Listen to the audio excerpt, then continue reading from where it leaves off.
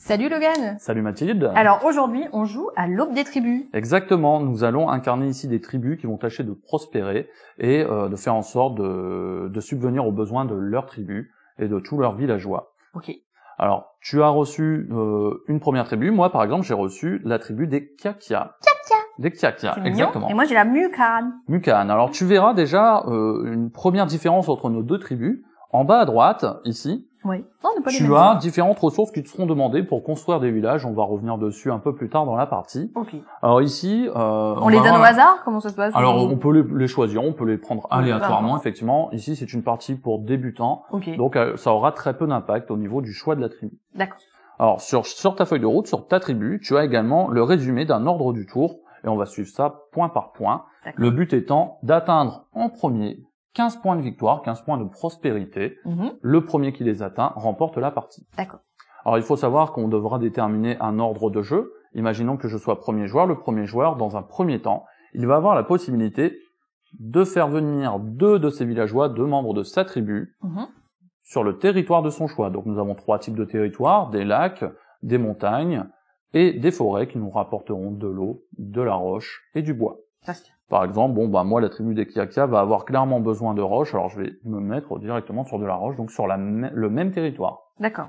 Le second joueur va en faire de même, mais cette fois-ci, il pourra amener 3 membres de sa tribu. Je te laisse te mettre en place. Alors, moi j'ai besoin. Alors les trois sur le même. Les 3 sur Parce le même. qu'après, en fait, on exactement. commence à un endroit et on va se. On va pouvoir effectivement s'étendre un petit peu. s'étendre un petit peu. Alors moi j'ai besoin. Alors, 3 sur le même, mais 3 différents de mon territoire de base, hein, Oui, évidemment. évidemment, on va pas s'attaquer directement.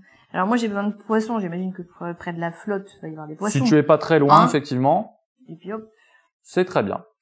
Alors, on a déterminé ici que j'étais le premier joueur, évidemment. Dans ce cas, je vais avoir tout de suite la possibilité de commencer mon tour. Donc le premier point, c'est point des villages. Ce sont des villages que j'aurais pu construire au fur et à mesure de mon aventure, grâce aux différentes ressources qu'on a en bas à droite de notre feuille de route. Ok. Pour l'instant, j'ai pas de village, donc je n'ai pas de points. D'accord. Je peux passer tout de suite à la deuxième phase, qui est le lancer de dés, qui sont ici. Et tu as 3 phases différentes, des soleils, des lunes et des phases vides. Ouais. Je vais les lancer. J'obtiens ici une lune et un soleil. À quoi ça va me servir? Eh bien, tout de suite, le choix des actions. Ok. Sur notre plateau de jeu que nous avons ici, avec des dés qui sont disposés en haut de chaque action, Mhm. nous avons 4 actions différentes. La possibilité de croître. Ça veut dire que si je choisis de croître, j'aurai la possibilité de ramener 3 nouveaux membres de personnages sur un territoire sur lequel je suis déjà présent. D'accord. Imaginons que je choisisse de faire cette action. Je vais prendre donc mon soleil et décaler tous les dés vers la droite. Le dé sortant va venir remplir cette case pour symboliser le fait que je ne peux plus faire cette action, car déjà réalisée dans ce tour. Et moi non plus? Alors, on verra tout à l'heure, pour l'instant on est encore sur mon D'accord. tour de jeu. Tu vas trop vite, Mathilde. Pardon, oulala. Alors, ici j'ai 2 soleils et une lune. Ouais. Nous voyons juste en bas de ce plateau de jeu, si j'avais une combinaison de 2 lunes, au lieu de 3, je n'aurais le droit qu'à 2 membres de tribu. Ah, la lune, c'est pas sympa. La lune, effectivement, c'est pas très sympa. C'est la Par lune. contre, le soleil, au contraire, le soleil, c'est cool. Pourquoi? Parce que grâce au soleil, à la bonification des dés soleil, j'en ai 2 ici. Ouais. Même s'ils ne sont pas collés, ça marcherait. Oui. Je peux amener 4 membres de tribu Ah, sur un même territoire, Bien territoire joué. sur lequel je suis déjà présent. d'accord. C'est donc l'action que je choisis de faire dans un premier temps. Tu m'étonnes. Alors, il faut savoir que j'ai aussi la possibilité de voyager. Mhm. Donc pareil, on a ce système de malus et de bonus, mais de base, j'ai le droit de voyager 4 personnages différents d'une seule tuile, Ok. d'un seul territoire. Ok. J'ai la possibilité de récolter, donc récupérer des ressources. De base, j'ai le droit à 2 ressources sur 2 territoires différents sur lesquels je suis présent. D'accord. Et enfin, guider, c'est la possibilité de récupérer des cartes objectifs. Sur les cartes objectifs, imaginons que je fasse cette action. J'utilise mon autre dé parce que j'ai le droit à 2 actions, Bah j'ai oui. 2 dés.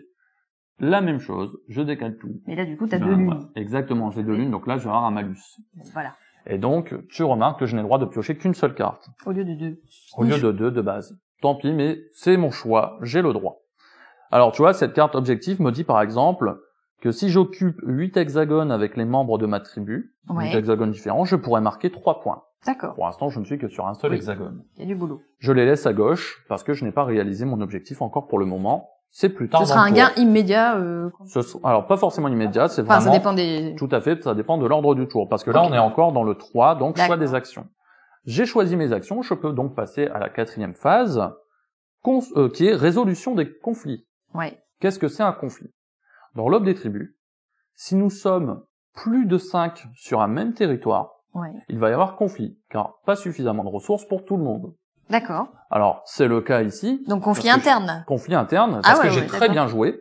J'ai ici 6 membres de tribus Ouais. qui vont se taper dessus jusqu'à être suffisamment en nombre, pardon. Là, j'ai le droit jusqu'à 5, j'en ai 6. Dans ce cas-là, ce qui va se passer, c'est qu'ils vont se taper dessus jusqu'à ce qu'il n'en reste plus que 5. Oh, Et c'est je triste. perds. Effectivement, c'est triste. Alors là, c'est triste parce que c'est d'autant plus triste, car c'est ma propre tribu. Bah oui, c'est ça. Il faut savoir qu'on pourrait très bien cohabiter. D'accord. Imaginons que nous soyons dans cette disposition, hein, on est un petit peu J'ai plus avancé dans la voyagé. partie, tu as voyagé. Nous sommes 5 sur un même territoire, pas de souci, Là, on tout peut va bien. partager les ressources. Imaginons que j'avais un personnage supplémentaire, nous sommes 6, il y a conflit, car nous sommes plus de 5. Qu'est-ce qui va se passer ici? Nous allons nous taper dessus, on va se faire la guerre jusqu'à ce qu'il ne reste plus qu'une seule et même tribu. D'accord. Là, On c'est carrément pourra- une tribu qui sort. Exactement. On pourrait très bien être 4 joueurs et donc avoir 4 tribus différentes, et on va se D'accord. taper dessus tous ensemble jusqu'à ce qu'il n'en reste plus qu'une seule. Ok. Comment ça fonctionne? On retire en même temps un membre de tribu chacun. Désormais, il reste 2 membres de ma tribu sur ce territoire. On peut dire que le conflit a été résolu. D'accord. Ok. Alors, je te les remets parce que C'est je ne gentil. vais pas tricher, mais je me les remets également, c'est Pas surtout encore. que moi ça m'arrange. Bah évidemment. Évidemment.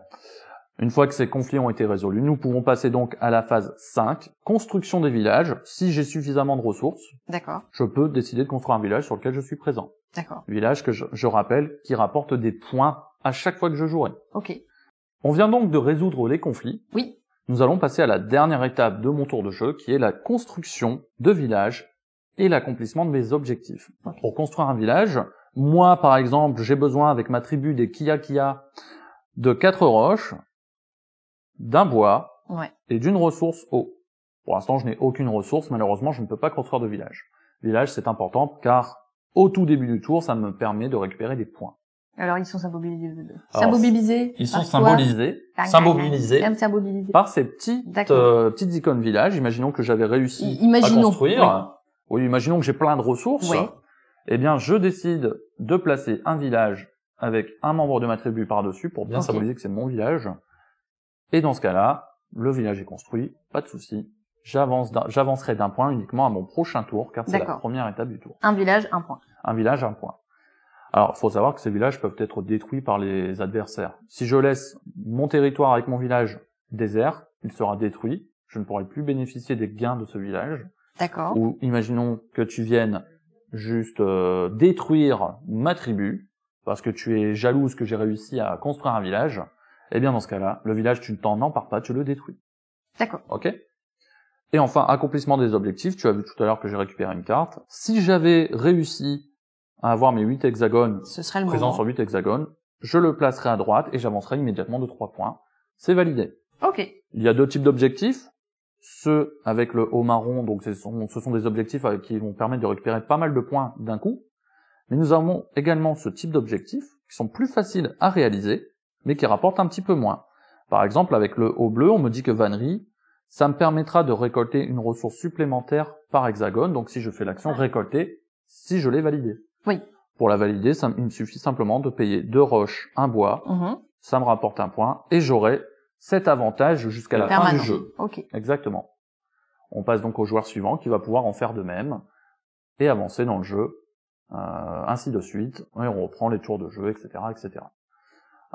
Dernière chose que j'ai pas forcément expliqué, lorsque nous réussissons à faire un double 2D, Oui. double soleil, double lune, double phase vide, nous allons tirer un événement. Ouh. Événement, il peut y avoir 2 événements par tour. Dans les événements, par exemple celui-ci, sécheresse. La sécheresse, on nous dit limite de population 4. Donc De pour les base. combats. Donc les conflits à partir de 4. À partir de 4. Exactement. D'accord. Et pour pouvoir défausser la sécheresse, il faudra qu'un autre joueur réussisse, par exemple, à faire un double lune. Une double lune. Exactement. D'accord. Voilà pour l'aube des tribus. Bah c'est parfait. Merci Logan. Merci à toi. Donc là Logan, tu nous as expliqué le jeu un peu en mode débutant. Exactement. Voilà, une c'est première partie, on va jouer comme ça. pour Et découvrir. après, si on veut aller plus loin. Si on veut aller un peu plus loin, on va avoir plusieurs éléments qui vont nous permettre d'améliorer le plaisir de jeu. Dans un premier temps, au niveau des tribus qu'on va choisir, nous allons avoir ici des cartes qui sont des avantages pour chaque tribu. D'accord. Alors, pour, par exemple, ta tribu, les Mukaan, tu auras la possibilité d'avoir un avantage permanent d'intimidation qui va être un avantage que les autres tribus n'auront pas. D'accord. Quant à moi, avec mes Kiakia, j'aurai également un autre avantage, la prémonition,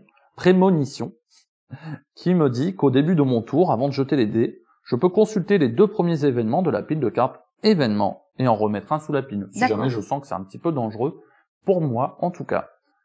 Il y a aussi la possibilité, ici nous avons des territoires plutôt basiques, roche, bois, eau, et nous avons ici, alors ce volcan, alors celui-là est un volcan et donc qui est en relation directe avec un des événements. Par contre, les autres sont des territoires qui vont mélanger plusieurs types de ressources. Ah oui, d'accord. Celle-ci, par exemple, nous permet d'avoir les 3 types de ressources sur le même hexagone. D'autres où il n'y aura que de l'eau et de la roche, du bois et de l'eau, etc., etc. Donc, ils nous permettront